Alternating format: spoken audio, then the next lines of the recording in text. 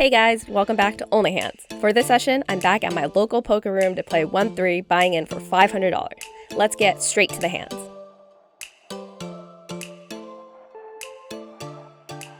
Not too long after I sit down, I look at pocket kings in the big blind. The low jack opens at $10, there's two callers before I decide to 3-bet to $50 from out of position. I get two callers to a flop of king 8-6, rainbow. I flop top set. I c-bet for $60, as I will do with most hands. At this point, the low jack realizes that I am here. Where did you sit down? It seems that low jack has a pretty good hand, as he tanks for a decent amount of time before landing on a fold. At this point, I'm looking at hijack, who has a pretty short stack, so I'm expecting him to go all in or at least call if he has anything reasonable like top pair or perhaps a straight draw. However, after a decent wait, he folds as well. He later actually says he folded king 10 offsuit and put me on a really strong hand. While normally when I flop top set, I would slow play this time I decided to fast play it, and it got me pretty tilted to see them not call when I had a pretty small c-bet and when their stacks were pretty small to begin with, and the hijack had actually hit a top pair. My next playable hand is ace-deuce of hearts in the low jack. Pre-flop, the undergun opens to $12, and I 3-bet to $35, which both the small blind and the undergun call. We go to a flop of 9-4-3 with one heart. This is an okay flop for me with a gut shot and backdoor heart draw, so I c-bet for $45, representing a stronger range. Then, another one of the players asks the dealer who the initial raiser is as he tanks. Who's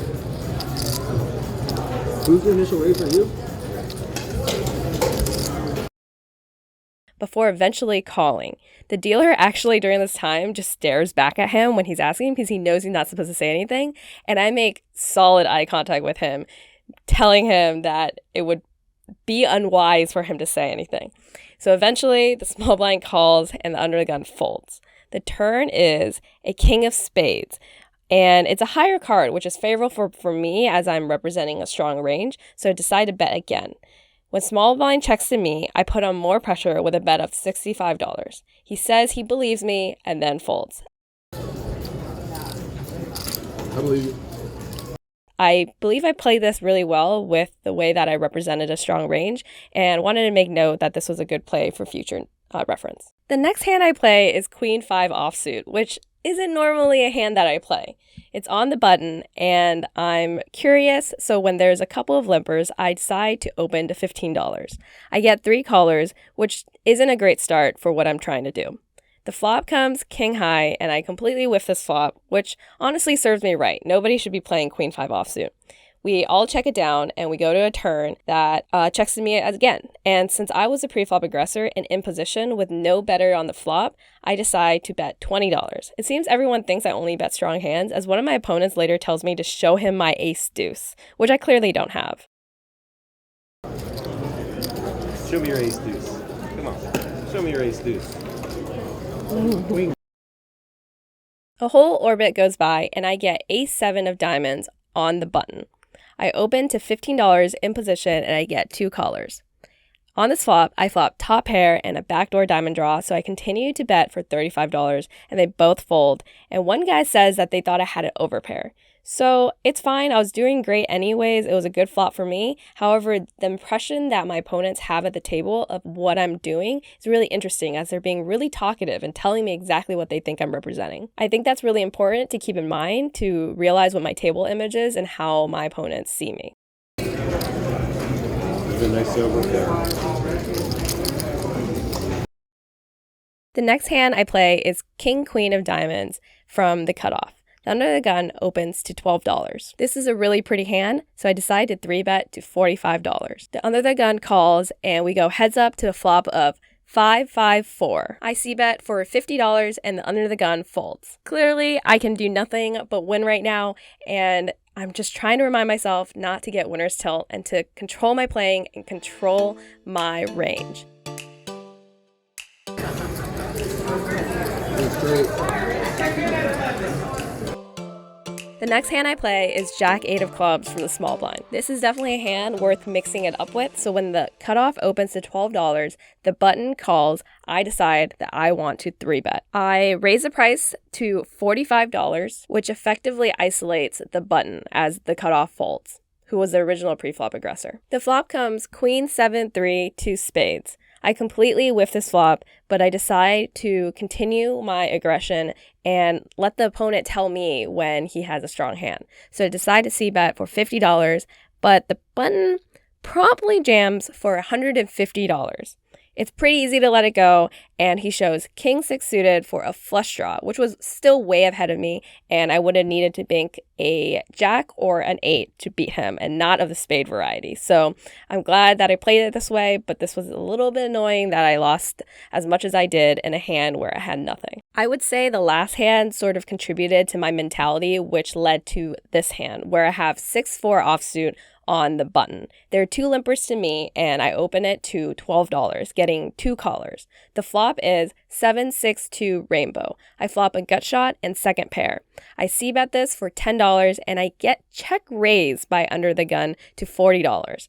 At this point, I think my hand is good enough to see another card, so I end up calling. The turn is a queen, and the under the gun checks. I check back with showdown value, and I'm drawing to a better hand. On the river, it is an 8, which could complete a lot of his hands. He leads for $50, and there's no reason for me to do anything else but call, and he shows 8-9 suited, which got somewhere thin on that river, and it was a really good flop for him. I didn't expect this was the way I would lose on the river, but I'm okay with paying it down. The next hand I play is the Rampage poker hand, pocket 4s in low jack. I have 1 limper before I open to $15, but I get multiple callers. And when I see the flop, it is a glorious 4. I flop bottom set, which is pretty awesome. It checks to me, and I c-bet for $40. The button calls with very little left behind. On the turn, it's a 7 of clubs, and it's easy for me to jam for effectively her whole stack, which is only about $35. She calls quickly. The river is a blank, and she mucks. So it's feeling back on the up and up. So I forgot to mention that my friend came with me today, a different friend, an out-of-town guy that hasn't been playing poker for a while, and he's sitting to my direct left, which has been pretty nice throughout the whole session. And in this one, I play this a little bit unconventionally. I have 6-8 suited under the gun, and I limp call my friend's open. As I was doing this, I said I was calling to give him action. I'll give you action. And I refer to a story where I did the same thing in the past, but I ended up flopping the nuts on someone that was one of my friends, only to get suckered out on a runner by the same guy. I do play really differently when I play with my friends at a table. Sometimes play really loose, and I just don't really care about losing money to them. Does anyone else feel this way? Like it almost makes me a worse player, I think, but I'm having a lot more fun, so it kind of evens out over time. Well, in this case, I call, and we see a flop of Jack 8. So I have a piece of this board. So the same thing could happen with this guy that I was talking about in my previous story. I check and flow, and surprisingly, he checks back. Even though he's a pretty tight player, I'm not really sure what exactly this means. On the turn, I see a fairly good card, even though it doesn't really make a difference on this board. And I lead the turn for 15, given that I have second pair. And he calls. So it's indicating that he's not really having the greatest hand. But on the river, it is a 8. And now I have a boat. So I go for thin value of $25. Although I'm really thinking about what he could have to be calling down. And a jack is pretty much the only thing he could have. Or maybe pocket kings or pocket aces. So it's 50-50. I decide to go for thin value. And then he does something unexpected. He raises my river. So I know for a fact he definitely has a jack. I know he's good, but I want him to show it, even though he tells me he's going to show it anyways. I'll show it either way. I know, I'll pay you off. I call. Go. Yeah.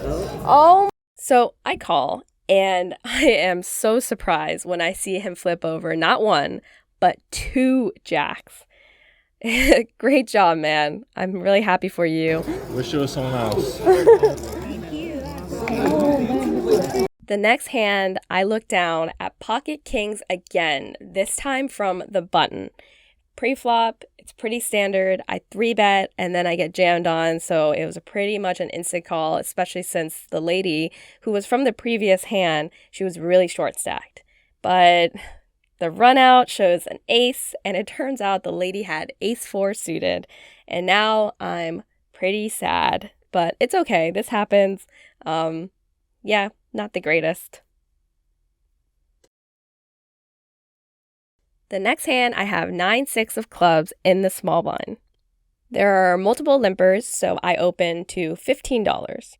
That doesn't deter anyone as I get multiple callers, and the flop is Jack, 8, 7, 2 hearts. I flop open-ended, and there are 2 hearts, so I can still get some value from heart draws if I were to hit my straight. So I lead my flop for $50. I get 1 caller, and we look at a turn of the ace of spades, which isn't a great card as it puts another flush draw on the board, which creates a lot more dirty outs. But additionally, he could have been floating with the ace of hearts that now also has a pair of aces. So I check to the hijack. Hijack then bets $95, and this is a pretty easy decision for me as hitting a 10 of spades or heart or a 5 of spades or heart is actually not going to be great for me and might lose me a lot of money if it ends up turning a flush for him. Or rivering a flush for him. So I decide to fold. He later asked me if he were to raise me on the flop if I were to fold. So it seems that he might have actually flopped a straight with 9-10. So it looks like I was drawing dead anyways. I get kings again for the 3rd time under the gun this time, and I open to $10. So low jack, button, and big blind all call. We go to a flop of 8-6-3 with 2 spades, which is a safe flop for me, so I c-bet for $30. Only the low jack calls, which makes me think that he probably has a flush draw or a straight draw, or maybe even a combo draw, so I'm playing cautiously into the turn. Unfortunately, the turn is a 5 of spades, which is the absolute worst card as it completes many straights and the flush draw. 7-9, 4-7, and all the spades just got there. I check with this terrible turn, and low jack bets $35. I get a little sticky and stubborn here, and choose not to believe the guy, but I decide to call here, which should have been such an easy fold. The river is the 10 of diamonds. I check again, and this time the low jack bets $45. And given that it is such a reasonable price, I decide to call again because I called the turn. Essentially, by calling the turn, I'm saying I don't believe his straight or his flush, so I almost signed myself up to have to call this river, which is the ridiculous part about what I did. He did a great job with his bet sizes, which makes it feel like he wanted my exact hand to call an overpair, but I shouldn't have fallen for it, and it was a little bit stupid at the end of the day. At this point, I'm losing a bit of control of my emotions. I'm down the stack that I had built up over the course of the session, and I really needed to get my head leveled again. So I put away my phone and I decided to focus on playing. At this point, a huge hand happens. Look at this. All right, let's try something new. I'm going to explain the action and you're going to guess what I have. There is an early position opener, and I call from the cutoff, and the big blind also calls. We go 3 ways to flop of 3-5-9 monotone. The big blind, the lady from previous hands, such as the ace of 4 suited hand that cracked my kings, she goes all in for about $175. The under the gun, who's the guy that's been beating me in a lot of hands as well, he then jams over the top, and he covers me. I feel sick to my stomach. What do you think I have here? I'm very uncomfortable with my hand, and you're going to have to guess. Is it A, aces with the ace of spades? B, 2-4 of spades for a made flush, open-ended straight flush draw? C, pocket 3s for bottom set? Or D, pocket 5s for middle set? I'm going to let you guess here. You can put it in the comments, tell me what you think, and then click play. All right. What do I have? Oh, you have 1 spade? If you guessed C, because C is always the answer, for pocket 3s, that is exactly what I had, which is such a bad hand here and could be crushed by a higher set or by flush if the board doesn't pair. I'm hurting really bad and I'm really in a tough spot, but my stack isn't terribly big. And there's a chance that both of them could have a flush or one of them could have the ace of spades and is just trying to outkick me from this hand. Anyways, it's pretty obvious what I do. I call all in and watch the run out. Well, these are my threes. So let's pair the board. Wow. Do it slowly. Slowly. What do you have? Slowly. Oh, that's yours? Oh. Wow. Slowly. Yes. Oh. Oh. You hit it? Oh, she had it. Oh my god. Oh my god. I'm really hoping to boat up, but the turn and the river do not come. And it turns out that the big blind had Jack 10 of spades for a flopped flush, and the under the gun had ace king of spades for the flop nut flush. So this was a major cooler, and it got me pretty down in the dumps and back down to 0. And I decided it was time to head on home. That was one heck of a session. That final hand, I need to run the numbers on it, but with 2 all-ins, flopping bottom set, I don't know if that's a call for my whole stack of $300. I will need a few days to recoup, and this one hurt a little bit, but I had to get out of there before I emotionally spiral anymore. Yeah. Thanks for watching, guys. Hopefully I'll get out of this downswing at some point. Love you guys. Bye.